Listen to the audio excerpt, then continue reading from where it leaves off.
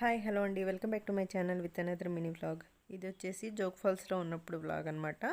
ఈరోజు ఈవినింగ్ క్యాంటీన్లోకి వెళ్ళినప్పుడు మునగాకు ఎగ్ ఫ్రై చేస్తూ కనిపించారండి. ఆ రెసిపీని మీ అందరితో షేర్ చేసుకోవాలనిపించి చిన్న వీడియో అయితే తీశాను. యాక్చువల్లీ మీలో ఎంతమందికి మునగాకుతో చాలా డిఫరెంట్ టైప్స్ ఆఫ్ రెసిపీస్ చేసుకోవచ్చు, అలాగే ఎగ్ ఫ్రై చేసుకోవచ్చు అనేది తెలుసో కింద కామెంట్ సెక్షన్లో కామెంట్ చేయండి. నాకైతే తెలియదండి, నేను కర్ణాటక వచ్చాకే ఆ రెసిపీ గురించి తెలుసుకున్నాను. యాక్చువల్లీ కర్ణాటక కూడా కాదండి, బెంగళూరు వచ్చాక తెలుసుకున్నాను. అది కూడా ఎలాగంటే మా ఓనర్ ఆంటీ ఆకుకూరలో ఉన్నప్పుడల్లా కొంచెం నాతో షేర్ చేసుకుంటుంది అనమాట. సో తను ఇచ్చే రెసిపీస్ అన్నీ తిని తిని తిని నాకు ఇక్కడ ఫుడ్ అనేది చాలా వరకు అలవాటు అయిపోయింది. ఇలాంటి ఫ్రైస్ని వీళ్ళు పల్య అని పిలుస్తారు. ఇవి ఒట్టిగా తినడానికి కూడా చాలా బాగుంటాయి, చపాతీలకు కూడా పర్ఫెక్ట్ కాంబినేషన్ అనమాట.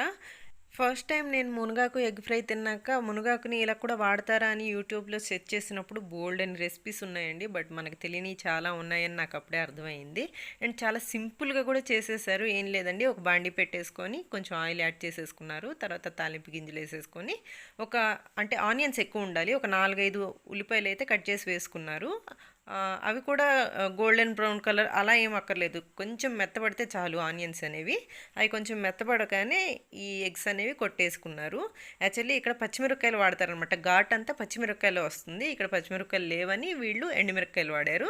ఆ తర్వాత ఇంకో స్టవ్ మీద ప్రెషర్ కుక్కర్లో కందిపప్పు కానీ పెసరపప్పు కానీ కాంబినేషన్లో మునగాకు వేసి కొంచెం ఉప్పు వేసి ఉడికించుకోవాలన్నమాట. దాంట్లో నుంచి వచ్చే వాటర్ని సపరేట్ చేసుకొని వీళ్ళైతే మాత్రం సాంబార్ చేసుకుంటారనమాట, ఉప్పు సారు కానీ బస్సారు కానీ. బట్ మనకి అవి అలవాటు లేవు కాబట్టి ఆ నీళ్లు చల్లేయచ్చు, లేదా ఉప్పు వేసుకొని కొంచెం తాగొచ్చు అనమాట, హెల్త్కి మంచిది కాబట్టి. పలుకుగా ఉడికించుకున్న ఈ పప్పు మునగాకు మిశ్రమాన్ని ఎగ్ ఫ్రైలో వేసేసుకొని ఒక 2 నిమిషాలు ఉడికించుకోవాలి. లాస్ట్లో పచ్చి కొబ్బరి చల్లుకొని ఒక 2 నిమిషాలు ఉంచుకుంటే సూపర్గా ఉంటుందన్నమాట. మీకు కూడా నచ్చినట్లయితే ట్రై చేయండి. Thank you, by by.